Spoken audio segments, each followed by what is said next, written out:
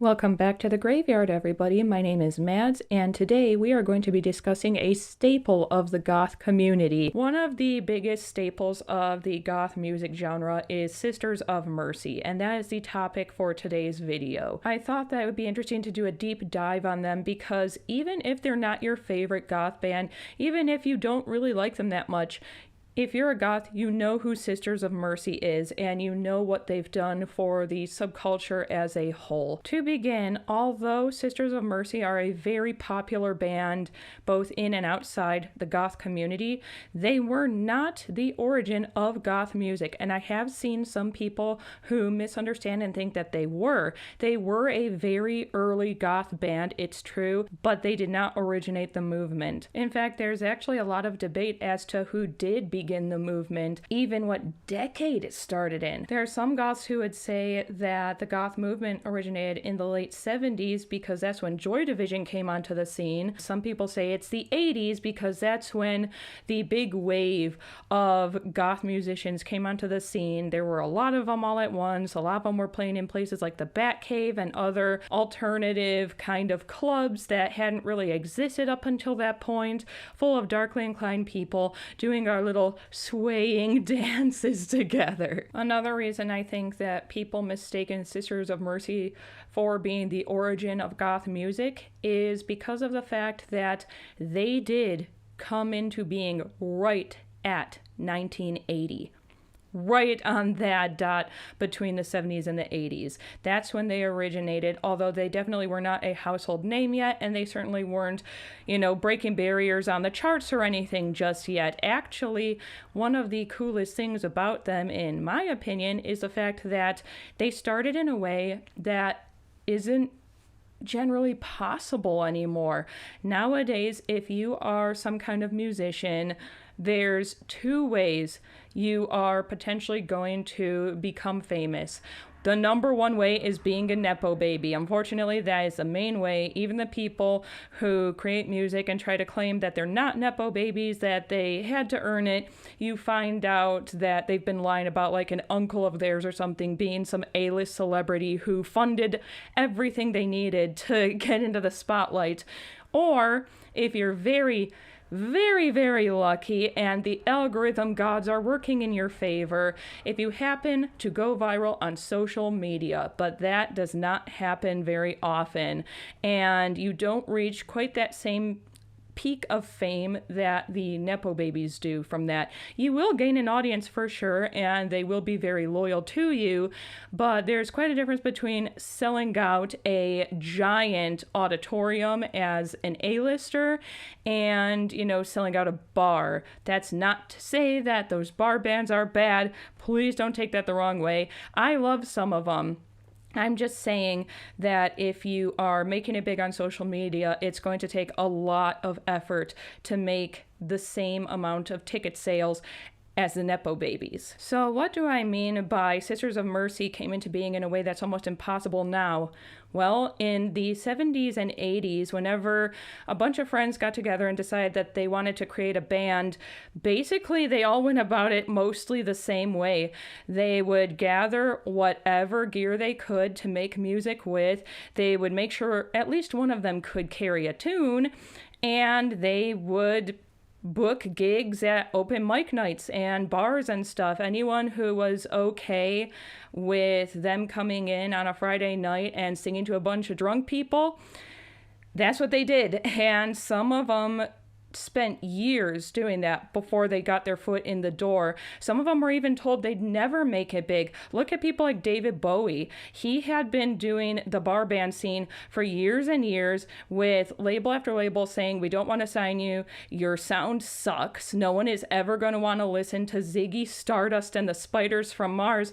And now literally everyone knows who he is long after he has passed away. People are still enjoying his music to this day. It was a hard fight. So in 1980, it was just Andrew Eldritch and Gary Marks together. That was it. They had basically nothing other than a dream. They had a single guitar. They had absolutely no money to their name, just a pipe dream, and they had a practice amp. So they were essentially using what you would use at band camp to try to become a band. And it's interesting because Marx has done some relatively recent interviews where people asked him, how did this even come about? With so little, how did you manage to make this work the way that you ultimately did? And his answer was basically Andrew Eldritch might not have the highest music education in the world, and he might not have had a lot of money at the time, but that he gets very, very headstrong. And a lot of people who have met him would say the same thing, only maybe in not as nice words. That he's very headstrong, that he's very determined, and that as soon as he decides he wants something, he is hungry for only that dream until he achieves it. So step one of achieving this dream was that literally their only goal was, let's create a single that we will hear broadcasted on the radio. We just want to hear how we sound on the radio before going any further, which is a pretty smart idea because there have been some people who remain one-hit wonders, but hey, they're riding that train all the way to the bank and paying their bills off it, so don't knock it. And there's people who have blown up after a single on the radio, so it's smart to start small like that. So together with limited money and limited resources, they decided to create the Merciful Release as their own label. Now, interestingly enough, they did end up on the radio as they wanted. Their song was described as unobtainable and even more unlistenable, but not by the newspapers, oh no, and not by any kind of music magazine. The band itself described themselves that way. They basically knew that, in their opinion, they had made a trash song and put it on the radio anyway. So a year goes by after this initial stunt just to see what would happen, and the guys decide, it's cool that we managed to get ourselves on the radio, it's cool that we achieved that small dream, but we're kind of still hungry for more now. We managed to make that happen. Why not try to really reach for the stars and become a full-blown band with multiple records and concerts and stuff? So they actually started to work on obtaining that dream of stardom properly this time. What's interesting is, since this was still early on in, the band's infancy, Eldritch was a little bit more comfortable with admitting his faults than he was later on. He had been drumming and he admitted, he was like, I suck at this, it's gonna tear us down, I'm better at singing than I am at drumming, let's make me the singer instead. And Marx was like, cool, let's do it. If you think that's going to be better and you can admit you're a shit drummer, we will work with that. And it's kind of cool that they realize that. And yeah, Andrew Eldritch has a very unique vocal style. He's one of those people that even if he wasn't playing with Sisters of Mercy, whether he was doing just a solo album or with a completely different style of music, you would know it was him singing. He has that very deep tone, that very rich tone to him, but it almost sounds like Mephisto whispering in your ear, just kind of egging you on a little bit. He would make a good Mephisto, actually, for Faust.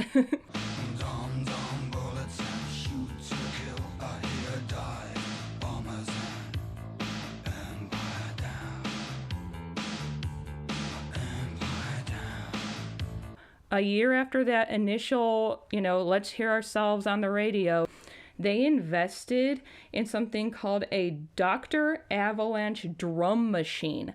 This way, you've got something just doing the work for you more or less. I mean, obviously they still have to put in some effort, but it more or less does the work for you, so they don't have to worry about that extra person this early on, which again was really smart. And even if you do have a drummer, it doesn't hurt to have that extra sound in case something goes wrong or that person needs a break or something. And no one else really had anything like this at the time, so it really set their sound apart and just them as a band. So February 16th of 1981 rolls around, and they decide to do their first live performance. They ended up playing around very well-known bands at the time. There is some argument over who it was. Some people say it was Motorhead, some people say it wasn't, but it was at least someone of that caliber at the time, someone that people would be excited to see. They had Murphy's Law go down during this live performance. According to a biography of the band, Marks has connected his guitar to a record player preamp, which feeds back uncontrollably,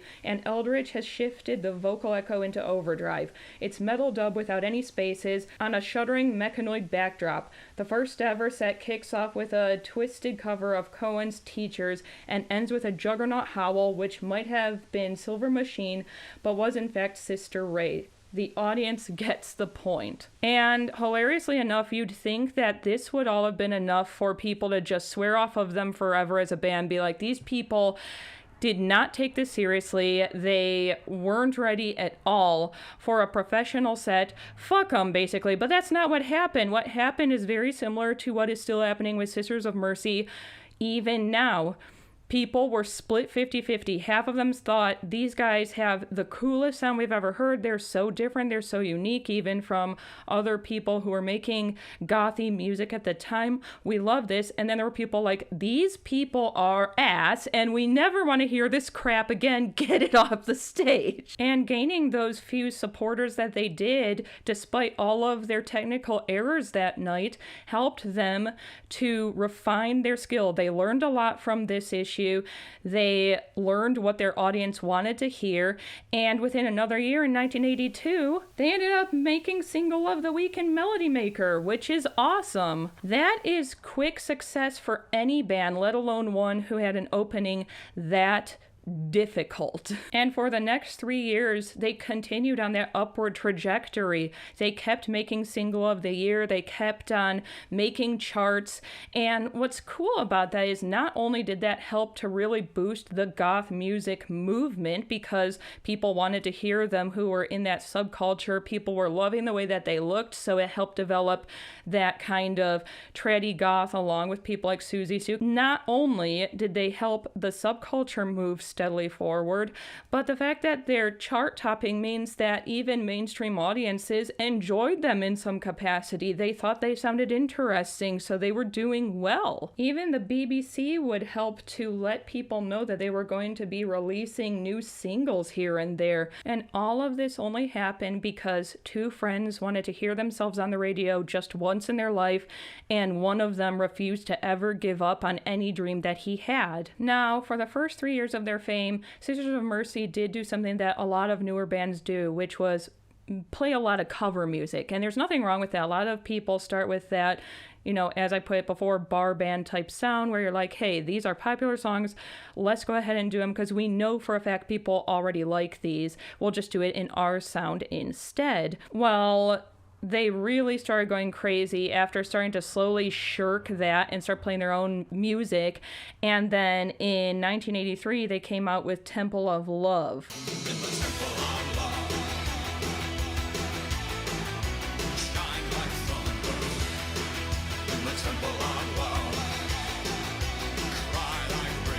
People still play the shit out of Temple of Love. It's one of their most famous pieces, very well loved. And over the next few years, they ended up very, very successful. They became a very well-known band, as they deserved to. And just like any other band, they started to kind of shift different members out. It's like, oh, we'll leave this guitarist behind and replace them with this one, and so on and so forth. It's not the most important thing ever. You can find more information on it in their biography, but the only band member who left and really left a huge impact was Patricia, in my opinion. It doesn't mean that she was better than anyone else. It just means that there was a lot more of a trail of fire in her wake as she got out of there.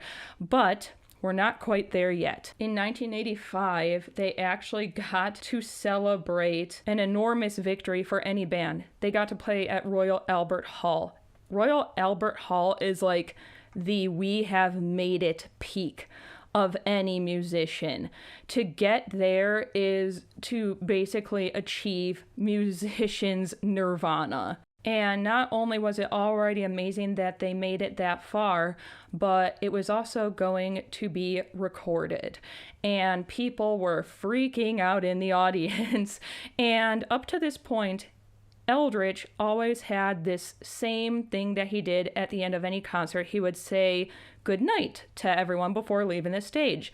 But this time he kind of dropped a bomb on everyone. This time, at the best they've ever done, the highest height they'd ever achieved, he said goodbye. And that was it. And then for 5 entire years, the Sisters of Mercy were on hiatus. Now, I'm sure that depending on which Sisters of Mercy band member or ex-band member you asked, there'd be 1,000,001 different reasons given as to why they stopped playing live for a while. However, according to Eldritch, the reason was because he and WEA, the record label that was handling all of their business, were not seeing eye to eye at all. Andrew basically decided that Sisters of Mercy would not be playing live until this situation was resolved.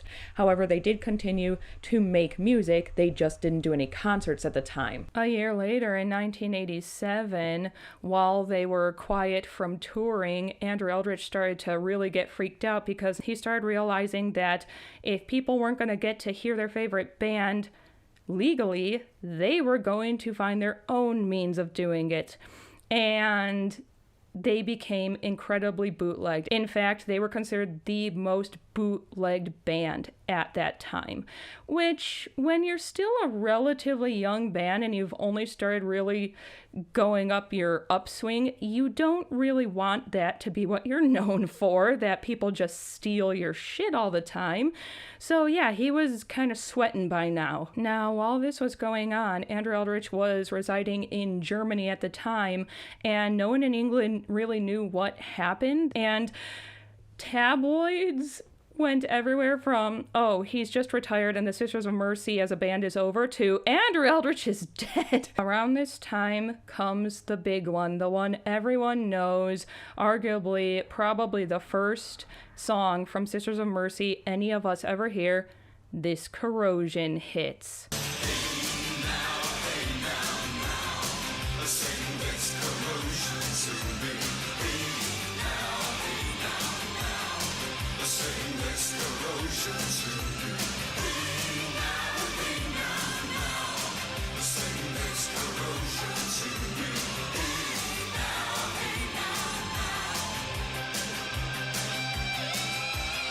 This Corrosion came out, it was released by WEA, and immediately hit the UK top 10.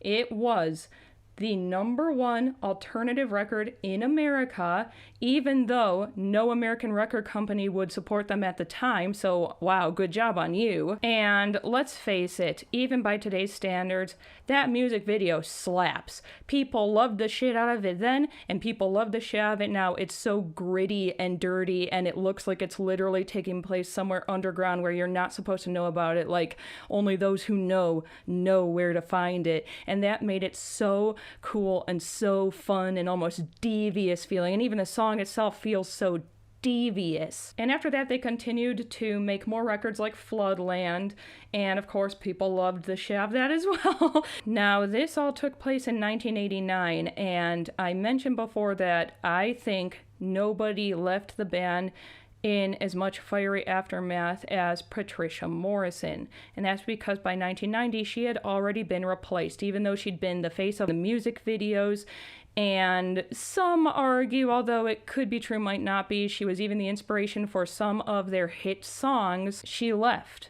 And she actually did some interviews where people flat out asked her, Patricia, what's going on? People love you. They love your aesthetic. They love your vocals. Why did you leave all of a sudden? And she spilled the beans.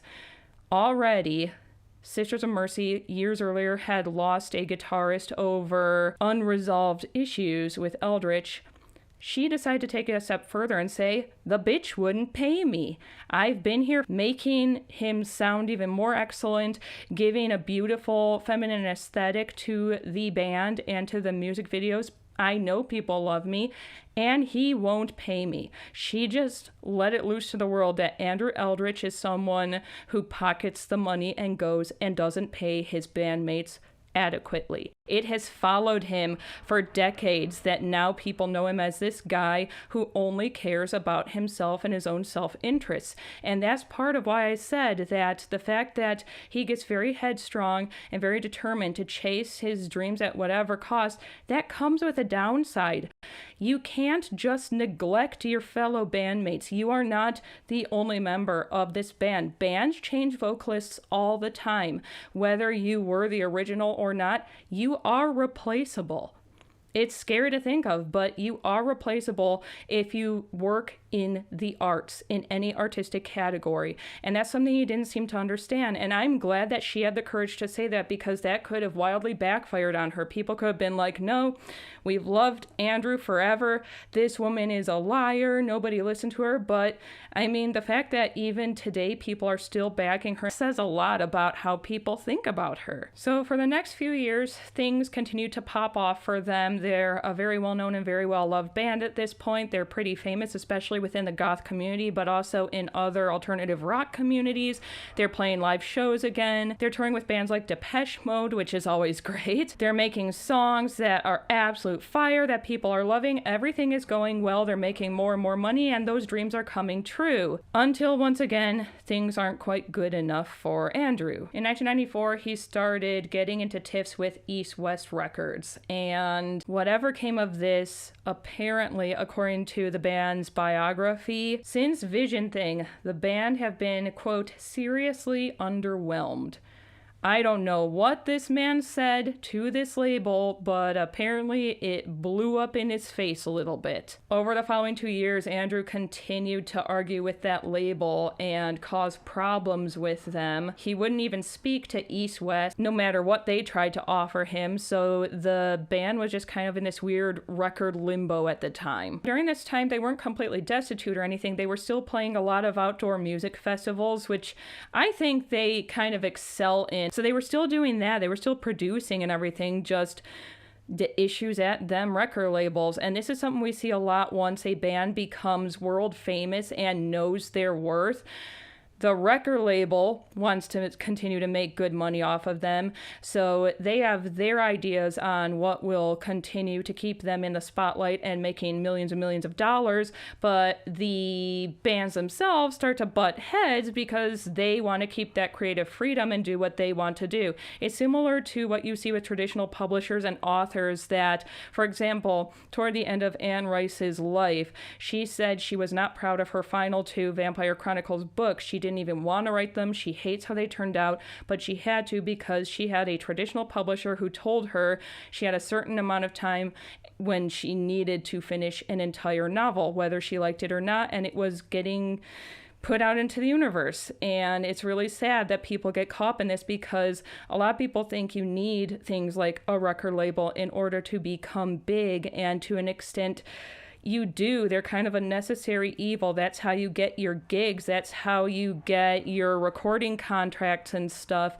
That's how you get your name out there. But at what cost? You lose a lot of your freedom once you reach that point of fame. As of right now, that's pretty much how the 90s and early 2000s went for Sisters of Mercy, and they still do exist to this day. As I mentioned at the beginning of this video, they are not one of those bands that hung up their hat after a while and decided, we've earned retirement.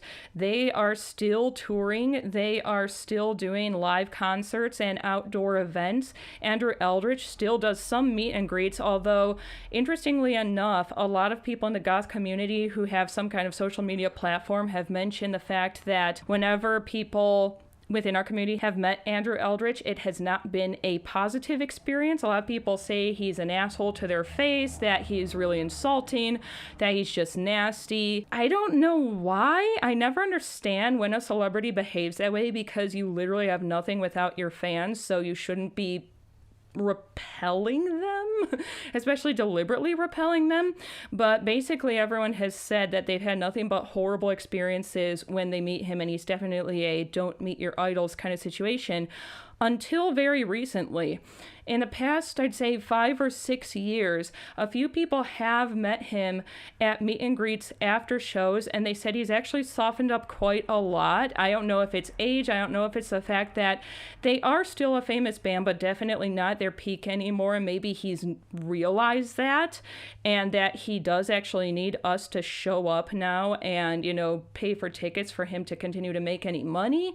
But yeah, apparently over the past 5 or 6 years or so, people have said when they met him, it was actually totally different. Especially people who have met him before, that he wasn't like buddy best friend or anything, but he was polite, he was cordial, he was willing to like shake their hand and have a brief conversation with them. And they were like, yeah, it was like night and day from meeting him in the 90s to meeting him now, which that makes me really happy because I would love to hear Andrew Eldritch sing live, especially an outdoor event. I just happen to do better at those.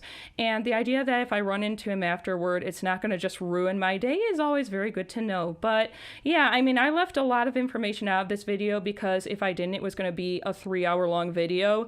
I definitely encourage you to pick up the Sisters of Mercy biography if they are a band that you also love. I'll leave in the description below. And hopefully you enjoyed this kind of condensed deep dive into Sisters of Mercy, how they began, and that they're still going now. But until next time, do something that makes you happy today, continue to follow your dreams, and I'll see all of you again soon. Goodbye for now.